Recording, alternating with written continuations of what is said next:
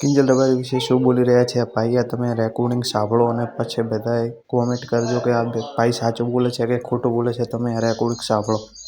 એમના નાગઈના ધંધા હોય અને દરેકને દરેકની દીકરીની પડી હોય, કોઈ ગરીબની છોડી જાય છે એ દાડે કોઈ ઊભા થતા નથી, એ દાડે કોઈ આયોજન કરતા નથી.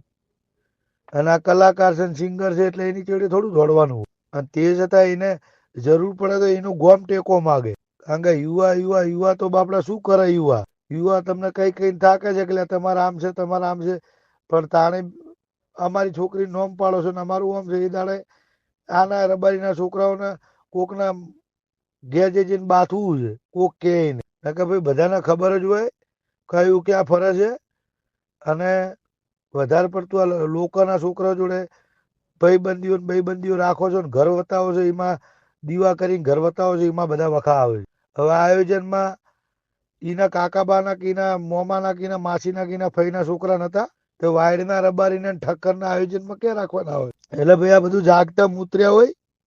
અને પેલા ગોમને રબારી પાસે પેલા હગઈ કરેલી હતી, એ છૂટું છે ને માટે કર્યું, એના માટે કર્યું છે. એટલે આ બધી વસ્તુ ભાઈ આવી હોય છે.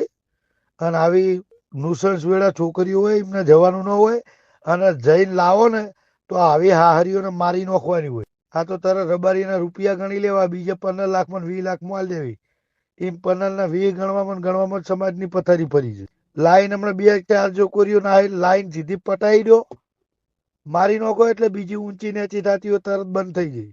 લોકમાં જાય છે એટલે કોઈ આબરૂ લેવી નહીં, કશું કરવું નહીં, કશું મારવી નહીં, મારો હોય ને કશું કરવું નહીં.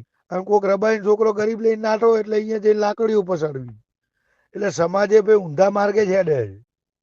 અને આ તો બધું મારે કહેવાય નહીં, સમાજને ખોટું લાગે એટલે કોઈને ખોટું લાગે તો ભાઈ સાહેબ માફ કરજો, પણ આ સત્ય હકીકતના છે, કડવું છે, એ સત્ય જ છે. હમણાં કોઈક રબાઈનો છોકરો 2 મોણા હગાઈની વાત લઈને આવે, ભાઈ તમારા છોકરાને અમારે છોડીને આવું છે, ભાઈ અમારે રાજી ખુશી વેવાઈ થવું તો બેટી સુધી બોયો ચડાવે છે. અને હરિજન ને ઠાકેર પટેલિયન લઈને જઈશ અહીંયા લાઈન બીજા દાડે બેટી વેપાર કરી દેવો છે. તરત લઈ જાઓ 20 લાખમાં. અને રબારીને અત્યારે નેવાય મેલી છે, સોડિયાનો તો કાયદેસર વેપાર ચાલુ છે. આ બંધો કરો, ફલાણો બંધો કરો, ઢેકણો બંધો, કોઈ બંધા કરવાની જરૂર નહીં. સોડિયાના પૈસા લેવાનું બંધ કરી દો એટલે ઓટોમેટિક ઘરધણી ને બધું હચવાઈ જ રહે. અત્યારે સમાજો અમે બહુ ખરાબ પરિસ્થિતિમાં જ ચાલી રહ્યો છે, બધાને ખબર જ છે.